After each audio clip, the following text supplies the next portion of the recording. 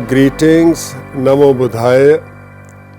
I am KTS Rao, Professor and former Head of the Department of Buddhist Studies, Delhi University. In this module number 23, I shall be talking about the origin and growth of Buddhist sects in India. The fact that early Buddhist texts mention and allow a fair amount of debate and dissent, there must have always been some members in the Sangha who did not go with the majority in terms of interpretation and practice of certain rules and doctrines.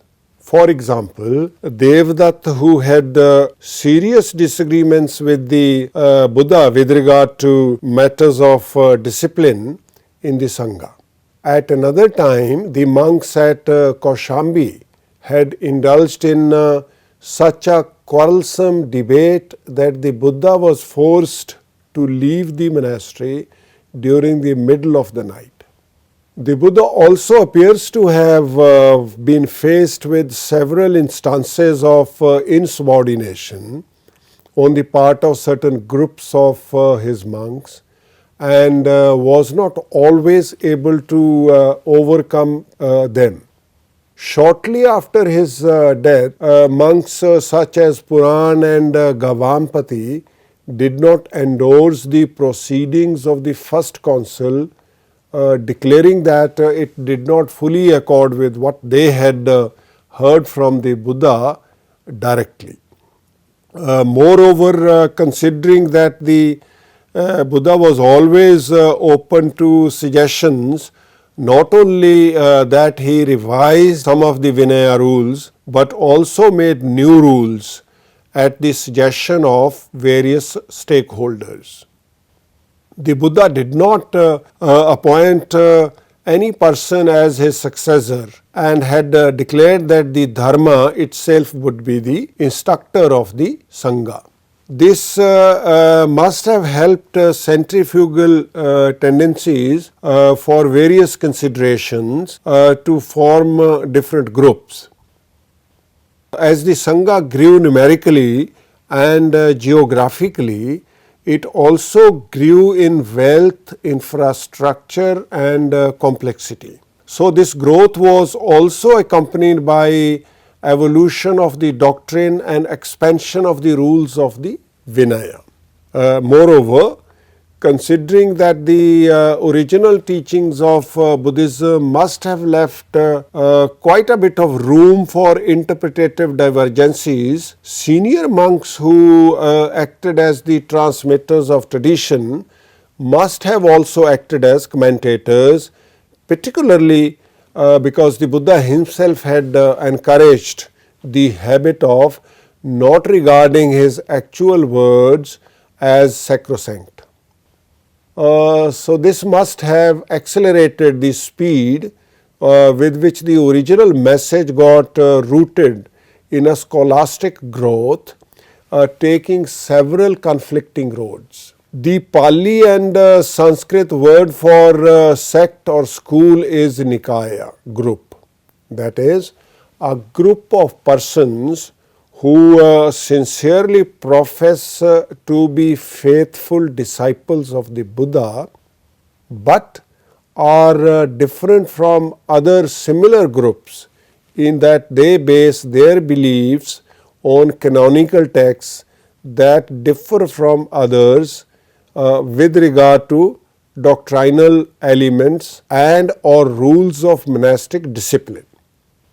For over half a millennium, the Buddha Vachan was actually preserved through oral transmission alone, most probably in different though connected dialects. This and the absence of an authoritative priestly hierarchy in the Sangha became two clear springboards of gradual distortion and revision of the teaching that the Buddha had delivered directly to his immediate disciples. the Buddha's message not being necessarily clear or convincing to everyone provided opportunities to some of the leading monks to offer their own clarifications and interpretation. Above all, the Buddha Vachan did not necessarily offer solutions to all the problems that might have occurred to the minds of people of diverse backgrounds as it reached them.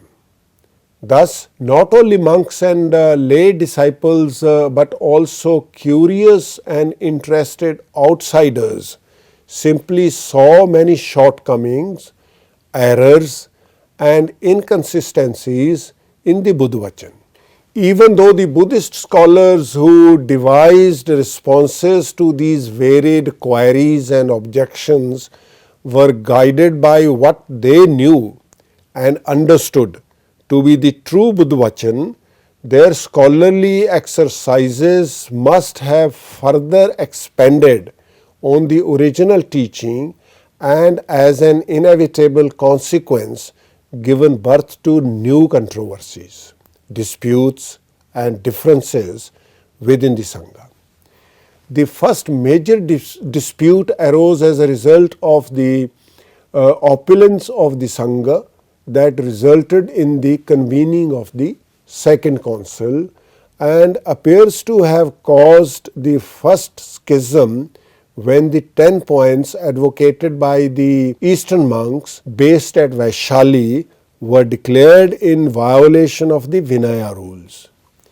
According to the Tibetan and Chinese translations of Vasumitra, Bhavya and Vinitadev seem to indicate that at about the time of the convening of the Second Council, the split was caused by a number of disagreements over the belief that certain arhats, although they had attained nirvana in this world, could be subject to nocturnal defilements as a result of erotic dreams, that they still harbored vestiges of ignorance, that they had areas of doubt on matters outside Buddhist doctrine, that they could be informed, indeed saved by other people, and finally that they utter certain words when they meditated on the path of liberation.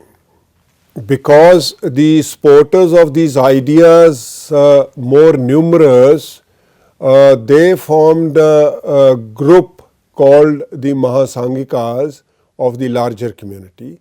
Their opponents who claimed to remain faithful to the teaching of the Buddha's first disciples and denied that the Arhat could retain any imperfections took the name Sthavirvadins, the elders.